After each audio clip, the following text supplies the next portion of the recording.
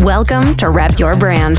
Hello, and welcome to another episode of Rep Your Brand, a podcast for B2B marketers who are looking to build their careers through a strong personal brand. I'm Nick Bennett. This podcast is brought to you by my friends at Motion. They're a done-for-you podcasting service for scrappy marketing teams in B2B tech. They're two of the nicest guys around, and the work that they do is truly world-class. You can find them at motionagency.io. And today, I'm super pumped because our guest is Jorge Soto, founder, host, investor at Sotoventures Fund, and also head of content and community at Reprise. Jorge, thank you for joining me today. Thank you. I appreciate it. It's always nice to be on the other side of these episodes, just because I've done so many recordings over the years, and I'm always on the host side. So it's cool to be now a guest. So I really appreciate it because you have some really badass folks on this. So I'm honored. I appreciate that. So I want to for everyone listening, I want to focus on like the big idea of like what this episode's about. So Sotoventures Lab is a startup incubator focused on building martech and sales tech products. And for people who have been in the marketing sphere, the term martech is something that's not new to them. But for my listeners who are not very familiar with the word, martech is the software and technology used to execute, manage and optimize marketing campaigns. Martech is especially important today because in this new age, delivering great quality content is not enough. But with the use of technology, you can ensure that the campaign built is relevant to your target audience. So Jorge, today we're going to focus on personal branding. We're going to talk about Sotoventures. We're going to talk about Reprise. We're going to talk about everything. And so everyone knows who you are. So let's get into it. And I want to focus the first question around what martech products have you been involved with, and how did that technology work in leveraging the data that was inputted? Yeah, well, it's interesting because I've just recently moved over to the marketing side about a year ago or so. I've always been like, I guess people ask me, what do you do? Well, people ask everybody that, right? And I always default to, I'm an entrepreneur. I've been, since I was a junior in undergrad, building or attempting to build web companies or internet companies or technology companies. I guess I was in the Wi-Fi game back then. So I just got involved. I've always been, whenever I've had a W-2 job, like a real job that wasn't one of my venture shenanigans, I was on the sales side. But I have to say that over the years, I've really enjoyed the ABM movement over the last several years. And, you look at companies like Terminus, shout out to Sangram and Nikki Nixon, who early SalesLoft and then Terminus, what they did, really being able to, I think it's not like a new concept of being targeted, right? But I think what is new, and I think this is largely the case for most of these spaces that are now emerging as categories that are now fueled by the technology, is very much the technology, right? So data is so huge in everything we do these days, but I think particularly ABM is really, really made possible by that data, being able to not just do things, but make sure that the things that we're doing are resonating with the right accounts at the right time with the right message. We've heard that little statement plenty of times, but that wasn't really available until the the onset of this data. I worked for a startup company for a short period of time, but I started off advising the CEO and then joined for a bit. It was called Node.io, and they had this data set that would allow you to really be able to understand in really granular fashion your target accounts, right? And then it would even serve you insights around what would most likely resonate with the prospect or that persona. So I'd say that that was really like a system that allowed you to optimize the records in the marketing automation system and the CRM system, of course, Salesforce, or it had integrations. And it used things such as even, or parameters such as like being able to look at your opportunities or accounts that you've seen success with. And this is not just closing, because I think this is an important concept too. It's not about just who closed, because like as salespeople, I've been a person my whole life, that you can close certain deals sometimes just because you were able to build a nice relationship. They're like, oh, you know what, George doesn't suck that much. Let me go ahead and buy this thing, see if it works. But over time, are you being successful, right? And so all the CS stuff that ends up going on, are they re-signing, right? Are they seeing true value from your solution?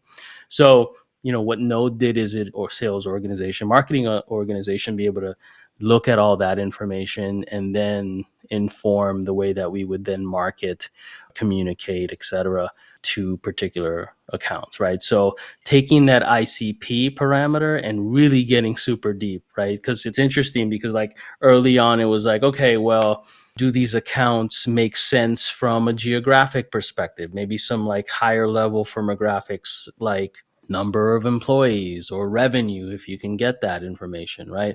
But nowadays it's much deeper than that, right? It's what is the technology stack, right, that they're using? Who are the personas and how are they using it, right? One persona that's part of that buying committee and value committee, right? It's like the stakeholder who has to use that system on a daily basis or on some regular cadence. Are they seeing value? So how are you digging in and understanding those things? So I think like systems like Node, you know what, I mean, maybe Sixth Sense is probably still doing it these days. I know they've branched out into other areas. They're starting to compete with like the ABM players. I know Metadata in Colorado, I think they are. Shout out to those folks over there, Olivier and them. So all that whole sort of ecosystem, G2, I think is also doing some nice stuff around intent data.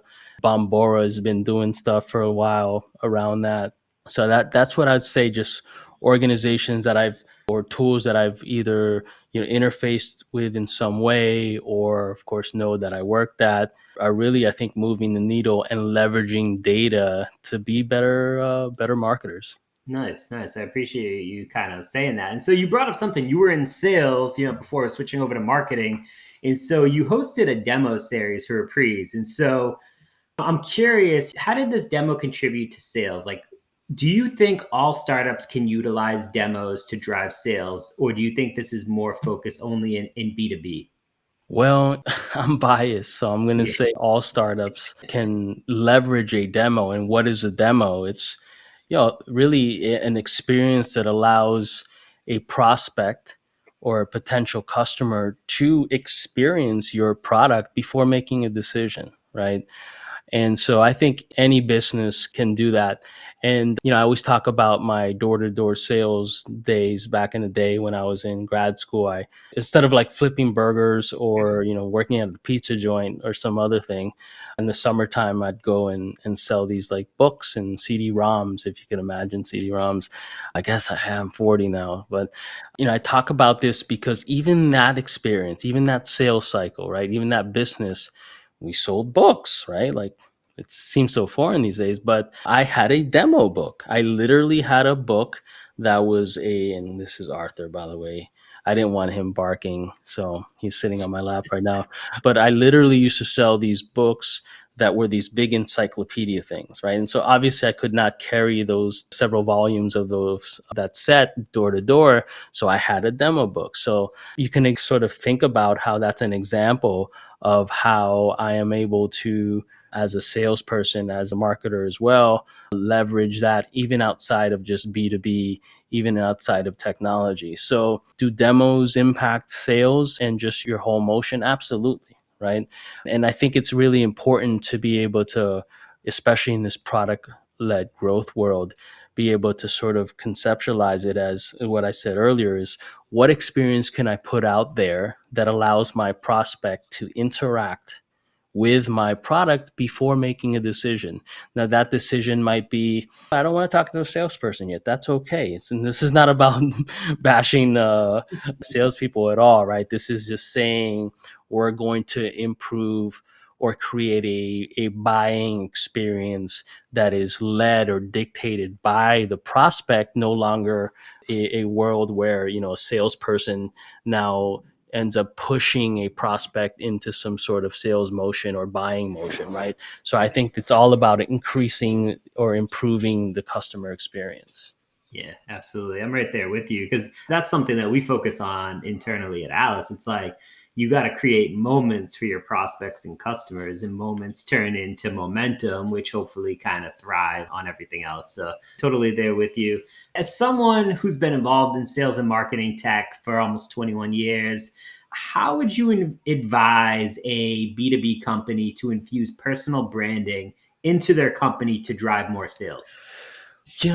I was talking to a friend of mine last night about doing like SaaS events because we talk about personal branding, and I guess I've been doing it for a long time for a variety of different reasons. But we were talking and we're like, not, I'm based in Miami now. I'm from Miami originally, but I went out to the Bay Area and New York City and a couple other areas back in the day because there was nothing here in Miami. Now that's sort of popping up. But in any case, I was chatting with my buddy who was a sales leader at WeWork and some other tech companies for a while. And I was like, Javier, let's do some like free events just to help the community, and it keeps us sharp and personal branding stuff as well, right?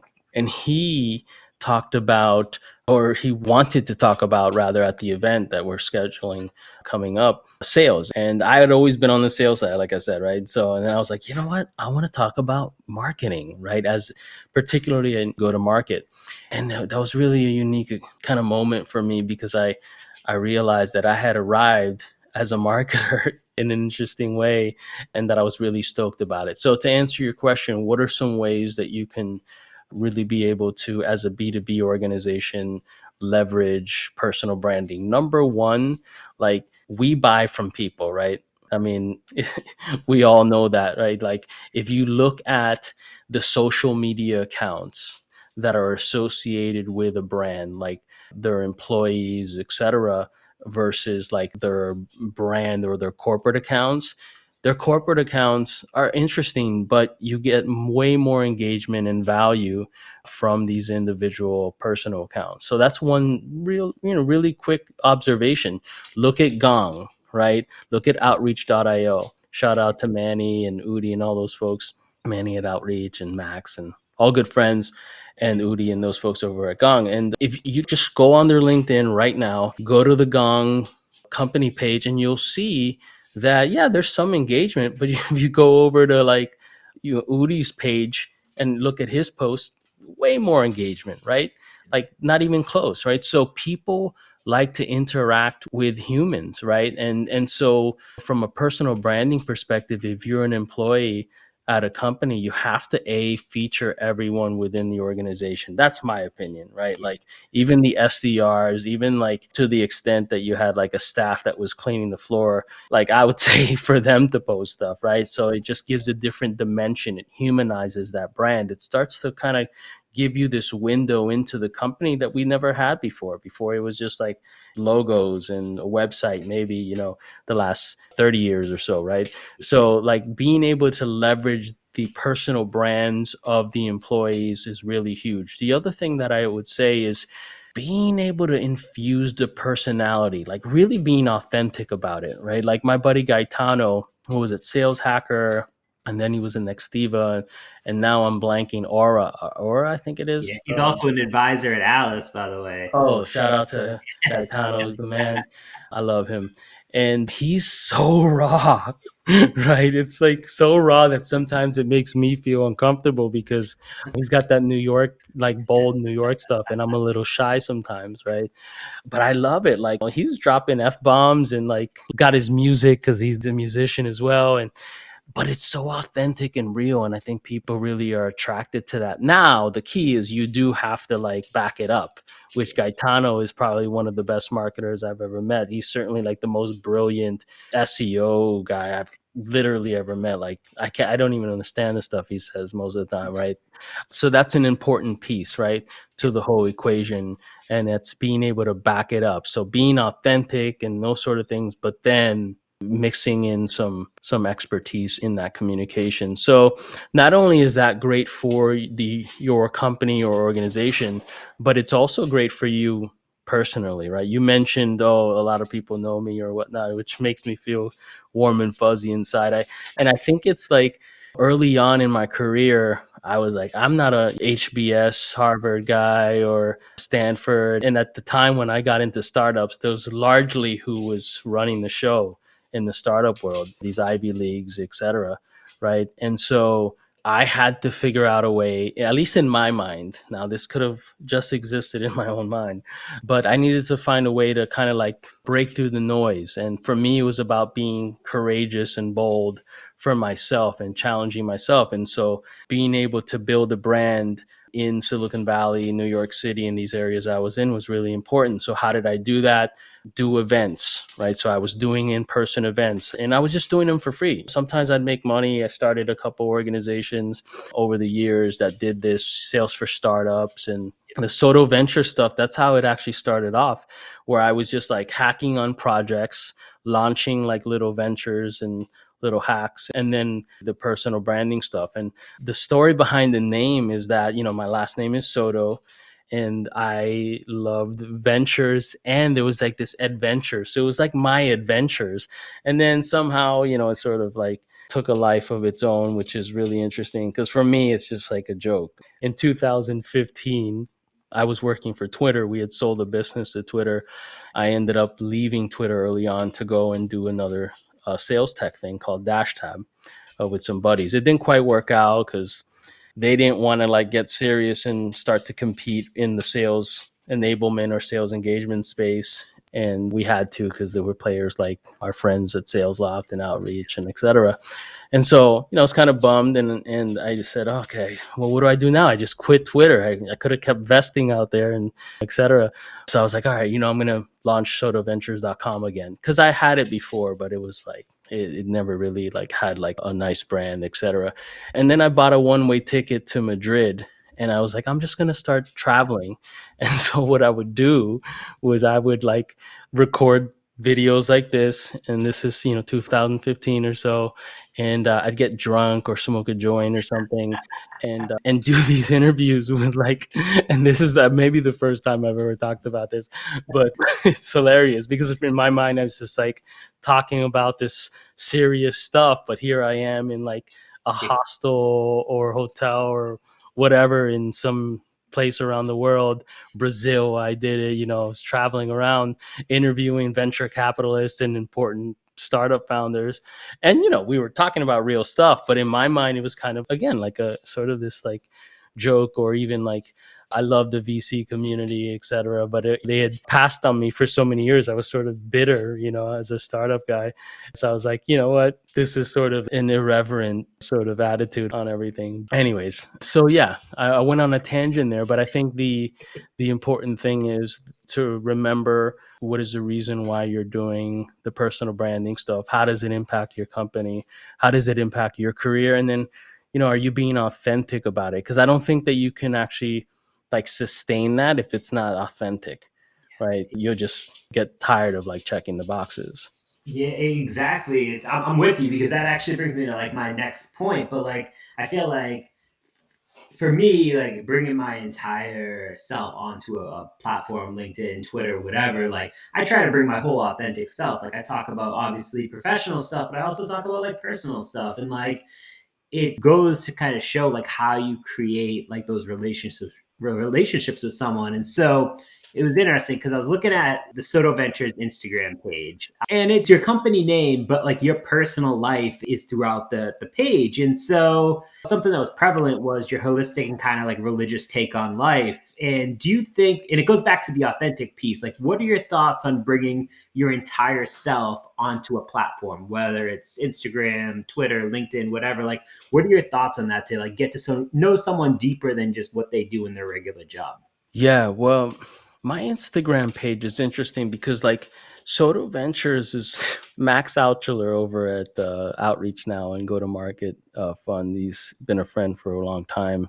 And he used to sit there and say, he'd kind of like bust my chops a bit and he'd say, what is Soto Ventures? And I was like, I don't know. It's like me. He's like, is it a guy? And I was like, I don't know. I mean, it was sort of like art, actually, now that I'm sort of thinking about it. It's like kind of like art, but art in my way, right? So like an art for me, like my whole life was startups. I'm 40 years old now, and until about 2 or 3 years ago, I had no clue about anything else but startups, right? And that's what I did every day. And as part of that journey, I kind of like realized a lot of things, right? As we always do, midlife crisis, all those kinds of things. And so my Instagram page, it's a little more less business. Yeah, it's sort of like personal branding. It's like, I guess I guess I do tag myself as an entrepreneur or whatever as a category, but it's really me expressing myself in a more artistic and spiritual way. Yeah, as a person or whatever you want to call someone like myself, but it's really has a different tone. It's like glimpses of my personal life. I love my dog, who I hope you're not hearing him walking around like right now, but he's got long nails right now. I got to cut him. But spirituality, which has been such a huge aspect of my life the last couple of years. It's sort of where I default at the end of the day every day.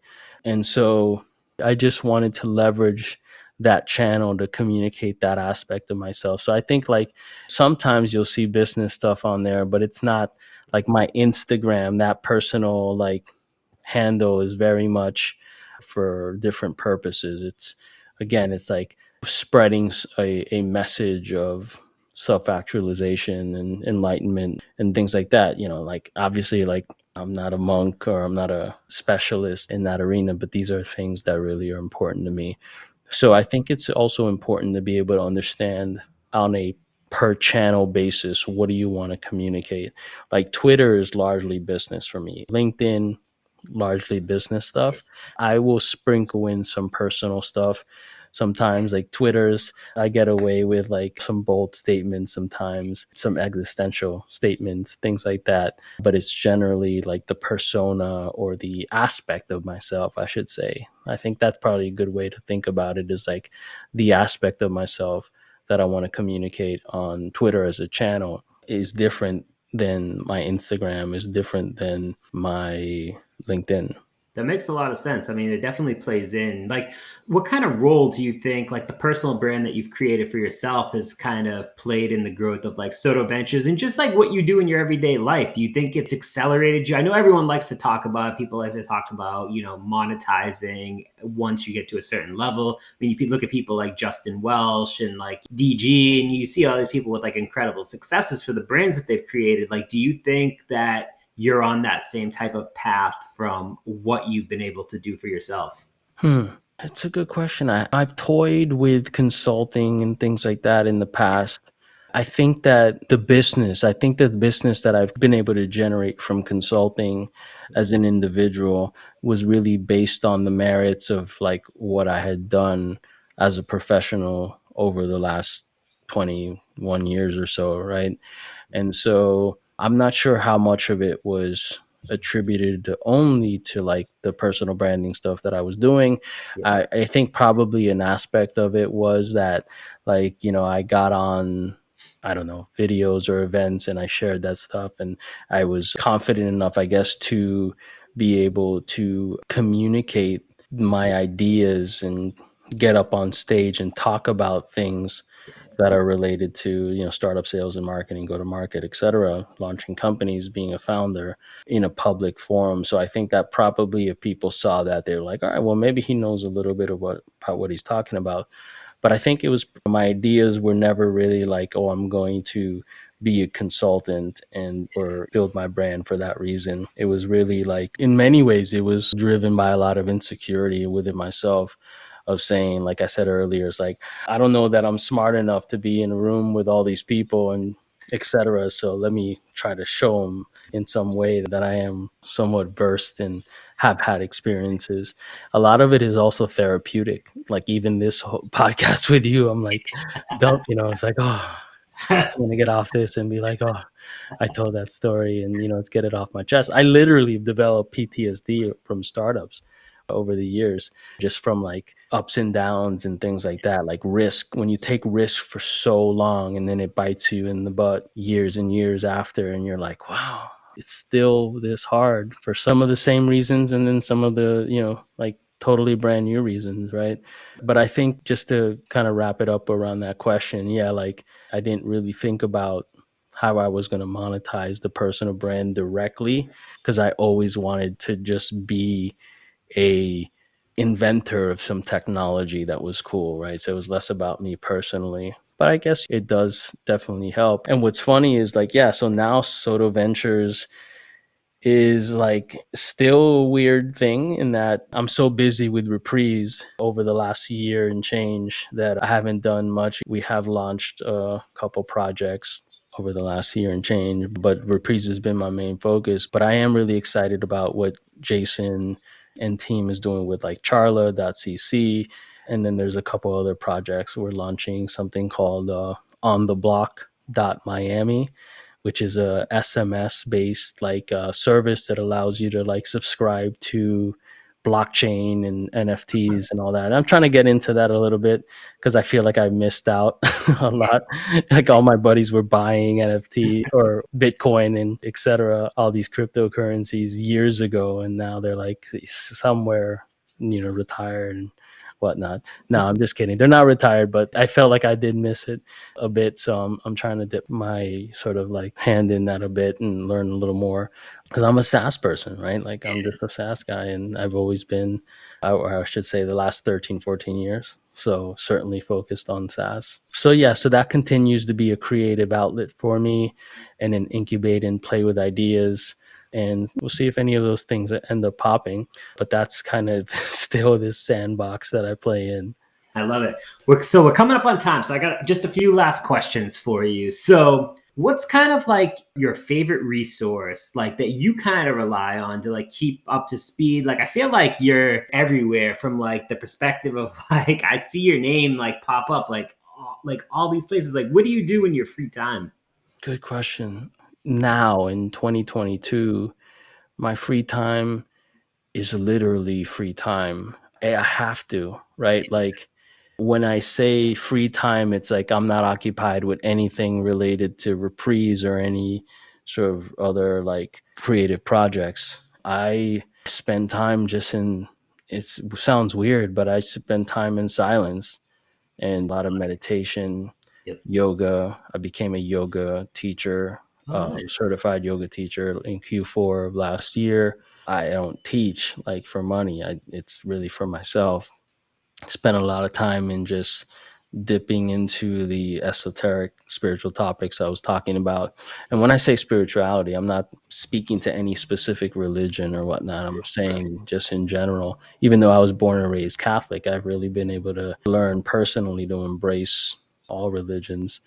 So I spent a lot of time there. I spent a lot of time trying to eat right. For me is different than someone else, but just spending time doing those things, making my own food, hanging out with Arthur, my dog, my girlfriend Liz, and her son, who's like sort of like a son to me, although he's got a great dad. So shout out to good dads.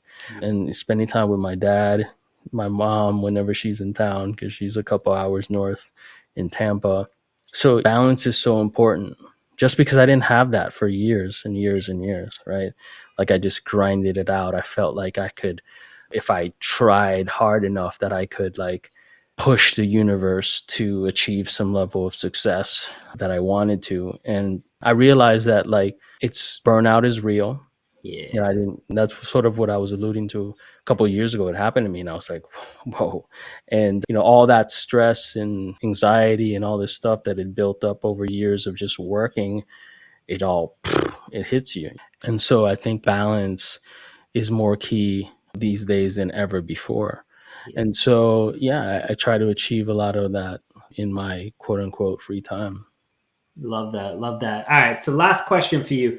If this show, mostly the people that listen to it are B2B marketers. And so, if you could give one piece of advice to B2B marketers that want to just start kind of get started with like building their own brand, what would you recommend?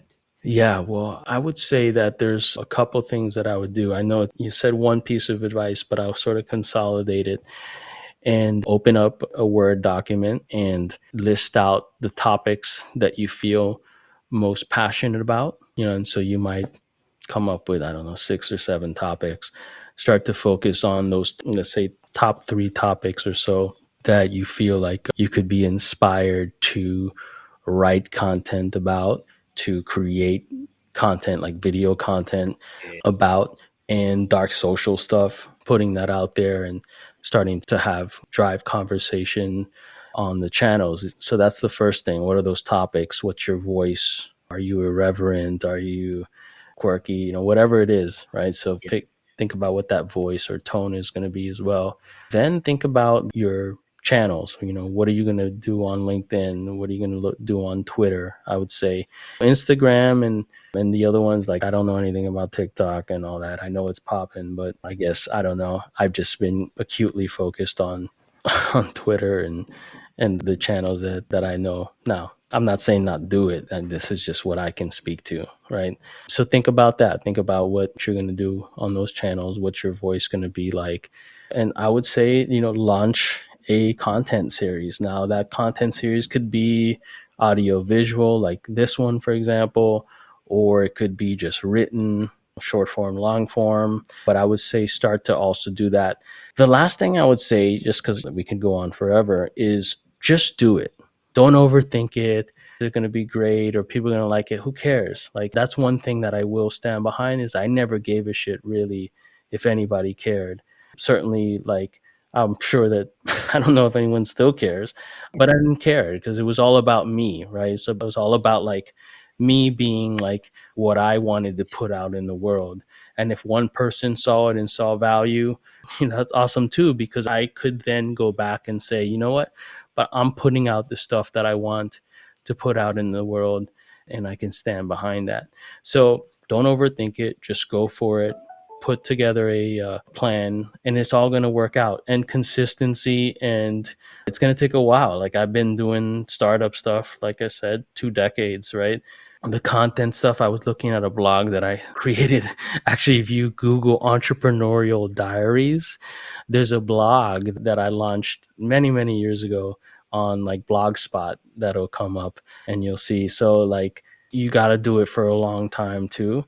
And the search engines will start indexing things and things like that. But then you'll also have this history of stuff. So people will look at and be like, okay, well, this individual, they've been at it for a while. And so I think there's a certain level of like respect, or yeah, maybe it's respect or acknowledgement that you sort of gain when you've been doing something for a while.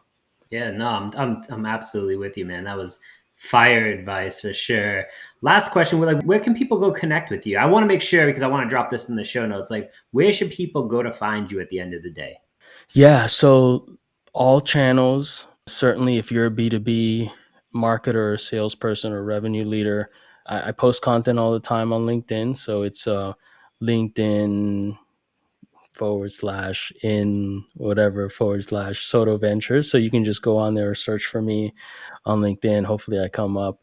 At Twitter, of course, my handle is at Sotoventures. So hopefully I have Sotoventures, that handle, across most channels. I have it on TikTok and all that, but I haven't posted anything on there yet. So maybe I'll get into that at some point here. Instagram, if you want to see a little bit more of my other aspect of myself, as I was mentioning earlier.